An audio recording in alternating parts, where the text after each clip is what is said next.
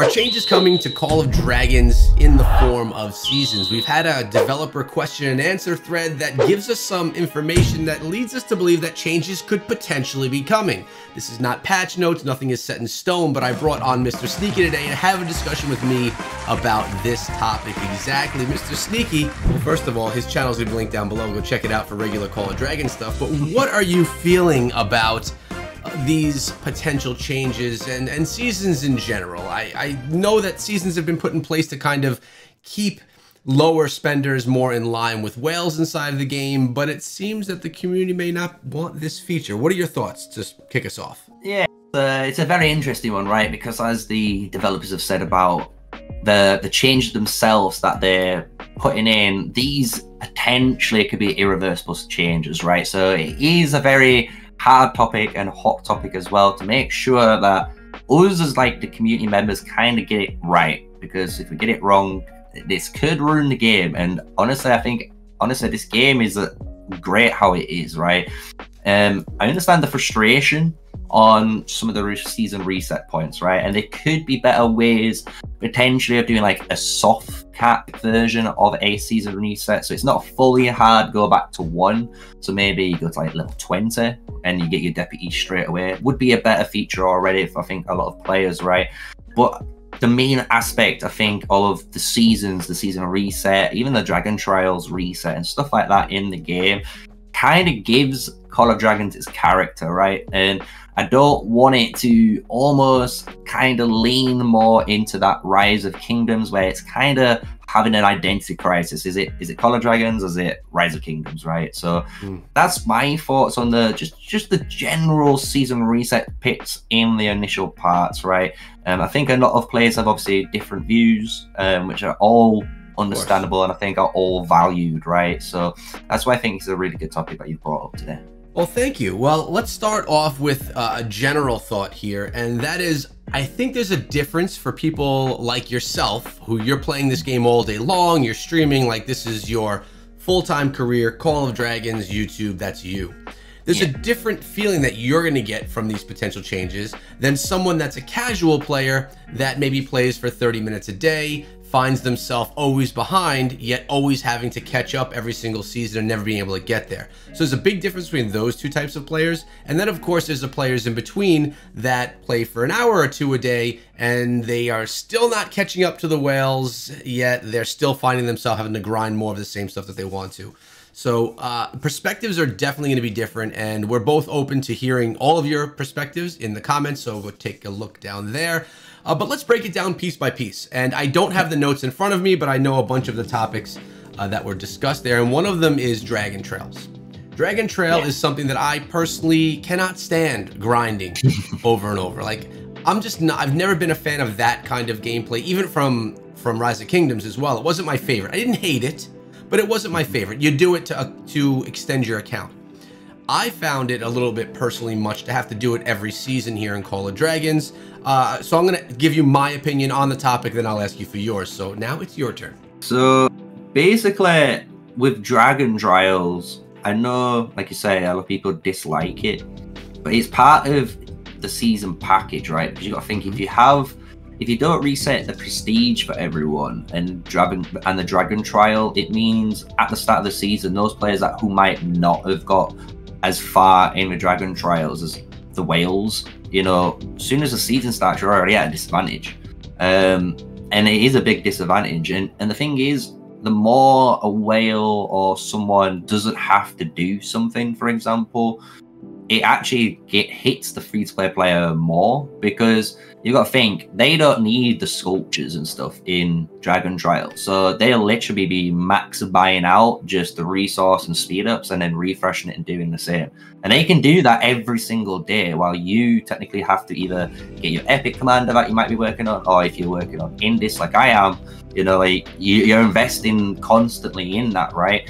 Compared to those guys. So it is interesting what they've said, you know, maybe adding additional Dragon Trials instead of resetting it, but in my eyes it just seems like that's just the same thing anyway. So if you've added 40 stages, isn't that just the same as having a reset if it takes the same amount of time, you know? So it's interesting about that whole Dragon Trials. I don't mind it. I actually kind of enjoy the aspect of it now, because they made it into a race. You know, the first to get to level stage 55, you get some rewards and stuff. I like that aspect. I actually think it's a really good aspect, and I know some players won't be able to maybe compete in that race at the start, but that's the whole point of this game. You're not supposed to, especially for free-to-play players and myself, like, we're not supposed to compete straight away heads on. You know, this is now I'm over a year deep in this game. I'm now actually competing. You know, I'm actually being able to race to stage 55 against some of the whales, because I actually have the good enough commanders, I've got good enough troops and tech to do that, right? And I think that's the whole purpose of these style of games, which I think a lot of players forget, where it's not about short-term value. It's all about your long-term play and how much you're willing to invest into the game. Because the more time you invest and the more you're willing to play, it always gives you that return back. And I think that's the best feeling in any of the games that you can play. So that's my thought on it, on the Dragon Trials and just that whole aspect of the game. Yeah, that's definitely a perspective of someone that like plays a lot of the game. I think kingdom builders in general you need to be that kind of player that wants to grind, that wants to put hours into the game. And I think a lot of people that may come and play the game and then after a short time leave, it's because they realize that their mobile gaming play style, where they just want a little bit here and there, doesn't really fit with this kind of game. Like, of course you could be a farmer, a gatherer, and just upgrade stuff, but you won't really ever get to what the game's all about. So I wonder if the season reset is too much for those kinds of players, because they don't even get where they're supposed to be by the end of a season. They have to start all over. So they're essentially doing everything over and over again. I agree with what you said about the Dragon Trail, and I know the implications of having to reset everything, all the policies and all of that. So that definitely, if that change does happen and Dragon Trail is not reset, then, I mean, just straight because of that, policies are going to not be reset, and people are going to have another whole talent tree that's done, right? What happens to policies? You're right. Like, that's one thing that everyone's not even addressed. It's like, yeah, you don't have Dragon Trials reset, so what happens to your policies at the end of the season? Does it just mean you get your policies even quicker? Like, yeah, I don't just get them straight up. It's just weird. It's just such a up in the airs, right? It's up in the air. This is what's very strange about it, I think, with this package, or Q&A, should we say. I think there must have been a lot of community feedback leaning towards not liking the resets. I mean, I'm not saying it's the majority, but there must have, for them to have that Q&A and to get into discussions about that, there had to be a vocal enough community mentioning that they didn't like it, for whatever their reasons being. All right, so let's talk about now the next thing about, you know, your guild, your alliance, your clan, being disbanded every season, having to then grow it again, you know, put down flags, build up the space, and then put it back together. That's a lot of work. I mean, and it's confusing, and I can see a lot of people. Let's talk about casuals again, or people that aren't hardcore, kind of getting lost, right? There's a lot of groups that don't have Discord servers. They're just kind of playing in game. And when you're not in the Alliance chat anymore because it was disbanded, I could see people just not being able to find their way back and just losing their Alliance family and never getting there. Now, of course, some of the better, more put together clans, there's a lot of structure there. It's all on Discord, but that's not everyone. And I would probably even say it's not the majority of people that are playing. It's the majority of top alliances, but not the majority of players that are actually playing. So how do you feel about that one? How do you feel about not having to potentially, again, these are not definitely coming, but not having to disband the alliance and then rebuild it and then reconnect everyone? Yeah, so I actually like the change and the thought. I know in our season, I believe we had a test of it where we didn't start on 40. I think we started on something like 60 or 80 members. And even starting on 60 or 80 members was just perfect. It was actually the perfect amount of members, because it actually gave you enough member count to start and actually build the fortress down really fast and get going, basically. So it was a really clever way of bringing that. I like the fact as well they introduced the thought process of potentially, say, you know, you might be asleep and, you know, you might have missed the mail or whatever, like you say, right? People are busy and it's the end of the season and it migrates into season 2. well, you don't know where to migrate because you haven't read the mail, you're not part of the Discord, you're kind of like, where am I supposed to be going, right? But the fact that now they've brought the ability for like the alliance, if you're in the alliance and the alliance leader picks the region, all of the current alliance members all go into that region. I actually love that change. That is such a good change. So at least you're starting, even if you lose your alliance, you're in the right region and you'll bump into people and find them. Exactly it. It's like, even if you might not be on straight away, you can just rejoin, you know, later down, maybe 12 hours down the line when you're back online and you've got your alliance up and running. You're like, oh, there's the boys. And you can just join the boys, right? Yeah. And you can all regroup. So I love that. I think that's a really good feature that they've brought in to keep alliances together. So yeah, I can see them. I think I can see them slowly trying. They're trying, aren't they? They're trying to work with the community to make alliances better, which is a good step. Yeah, I agree. I mean, so far, I like the direction of the things that we're hearing. I'm not saying that it won't cause controversy or potential problems, but I do like the overall general idea. When Call of Dragons came out, I liked the idea of season resets because of the balance. But after playing it for a few seasons, I think I would personally prefer not having everything reset or not losing everything just because of the type of player that I am.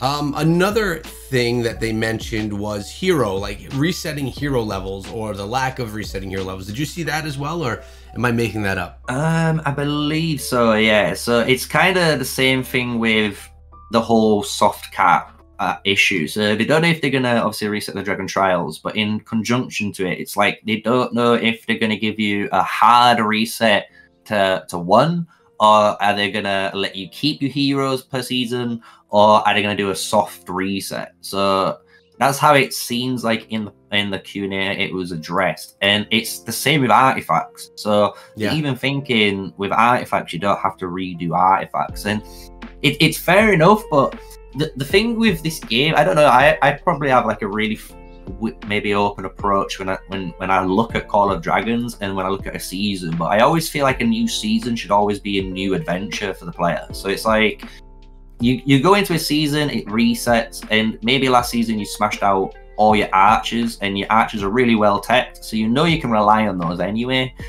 But maybe this season you decide you want to try mages out, and you can actually, like this season, try mages out. You can go for those artifacts, you can star them up, you can level them, because you know by the end of it you've made that progress still. And at the end of the season, if you want to continue using them, you can, or you can try something new again. And I like that feature of just being able to try stuff again, because I know players make mistakes, like, you know, upgrading the heroes, right? So people make so many mistakes upgrading heroes, and actually the reset saves that, because you can reset the hero and it might be a 1-3 whatever monstrosity of a hero, but you can actually reset the skills and you will hit 5-1-1-1-1 because of that, because it's at level 1 and all the skills can only go to that one skill slot. And if you need to fix, maybe like I do, I need to fix my Kanara, and I want to go, I've got a 5-1-1-1-1 Kanara. Next season, I'm waiting for the reset, so I can go 5-5-1-1. But if the season reset doesn't happen with the levels, then I can't do that option. So it's like a double-edged sword where I think a lot of players don't realize the repercussions of it. Yeah, that's a great point. Unless if they put in something in place where you can specifically choose which slots you're doing that with heroes. Yeah. I do agree though. Everyone messes up heroes. I don't care who you are. You're going to mess up the skills of your heroes and maybe want to go back on it and find yourself stuck. Reset definitely does make that easy. There's just something about when I go onto a Chisgul stream and I watch him go through his Rise of Kingdoms heroes and everything is max leveled, and you could see that his progress over the years has paid off with him having an extremely strong account. That's something that you'll never get in Call of Dragons because of the reset. You'll never be able to, I guess, unless you're an extreme whale, but have all of your heroes all start up and be able to just, you know, he can use any hero he wants on any day in any battle because he's got everything leveled. Where in Call of Dragons, for the season, you're kind of choosing what your battles are going to look like. You're investing there, and you're saying, okay, these other ones we're not even going to focus on. We're not going to use them this season. And you can't because you don't have the resources to put into them because you chose another direction. So you're basically choosing what your next couple of months are going to look like on day one, and you're investing in that. So another negative thing about seasons is if I invest in mages and man, after a couple of weeks, I'm just sick of mages, I really am stuck with them until the next season when I have to, unless, yeah, I don't see a way where you could really transfer it. Yeah, I was gonna say, I don't know about that. I don't know. From my personal experience playing it, I don't know. Right now, every hero in my roster is 50. So that's every hero you need to use PvP is level 50. So that means I can use currently every hero in the game. So you are maxed out. Yeah, and it's like if I want to use certain heroes like I have, I've got my mages at level 57, 56, and I'm a T4 low spend free to play player. So you can level up your heroes, and it's like even my infantry, they're the hardest thing to level. Infantry are, and they're level 52. You know, so you can definitely hit any march, and you should be able to hit all your different marches, or to have 5 separate marches at 50-50, especially in the season. And the thing is when you go into the futures, when you add more heroes, and that's where I think my point comes into tuition, and that's where I think the whole game needs to get to, and people aren't understanding that, because you might get into a season where you might get to a point in the game like Rise of Kingdoms where you look at Chizgul's account, you know how many heroes there is in that game. Well, maybe this game there's going to be 8 infantry heroes, but maybe you only actually want to play with 4 of those heroes that season because you choose to be an open field player. Or maybe next season you choose to be the rally leader or the garrison leader, so you choose a different 4 heroes. I think that's the whole purpose of the game season reset and the way they're slowly adding heroes in the game, personally. But obviously that's just my assumption, right? So I can't say that is obviously the devs' work. Of course. No, that's fair to say. I would like the idea if they were like, so this is completely different, but think about Diablo 3, an action RPG, how every season in Diablo 3, there's a complete rework and skills work differently for all different characters. And there's always one season, a character or a hero that you could play as that's going to be like the best or the most exciting. Another cool take would be if something similar to that would happen in Call of Dragons as well, where, you know, maybe even a certain class would have some type of a rework that could be kind of fun, just switching up. But again, it's still talking about having to reset, having to restart, having to relearn something. But that would be fun for maybe for some of the really intense players to get some type of rework like that, because it's really bringing something new to the game. I know that wasn't brought up in the Q&A, but it was just a little idea that popped in my head that I thought would be kind of cool.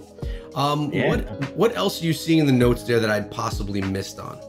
Yeah, no, so the best thing we can probably round up on to do with the patch notes is obviously they hinted of the new factions, right? So they did state we are in early stages of designing new factions. They obviously added as well some new events which players obviously are happy about. New events, everyone's happy, but the factions is the big one, right? Because new factions means normally there's new starting heroes, and that's what fixes the game, and that's what's great.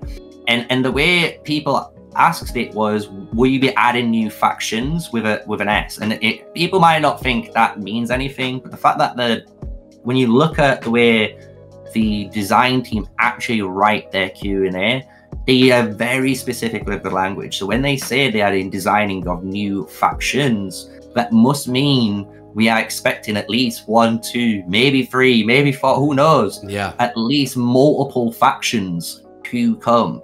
Because they said it, you know, there's going to be the design process will include content such as starting heroes, combat units, and faction bonus. And that's singular, right? So this is the whole point of them choosing language in specific scenarios. So it's really cool that they're going to bring new factions into game. Obviously, everyone hopes it's going to be dwarves first because we're in Belleron and we're fighting it with the dwarves, trying to get that friendship.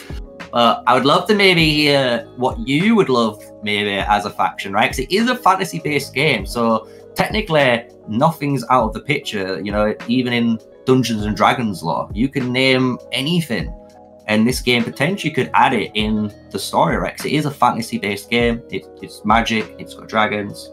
It's got goblins, orcs, you name it. So I'd love to hear maybe what you would have as a faction. That's a cool take that you're going in with there. And yeah, there only are 3 factions inside of the game. When you compare that to, you know, Rise of Kingdoms, you start with, I don't know, what were there, 8 or something like that you could choose from, something like that.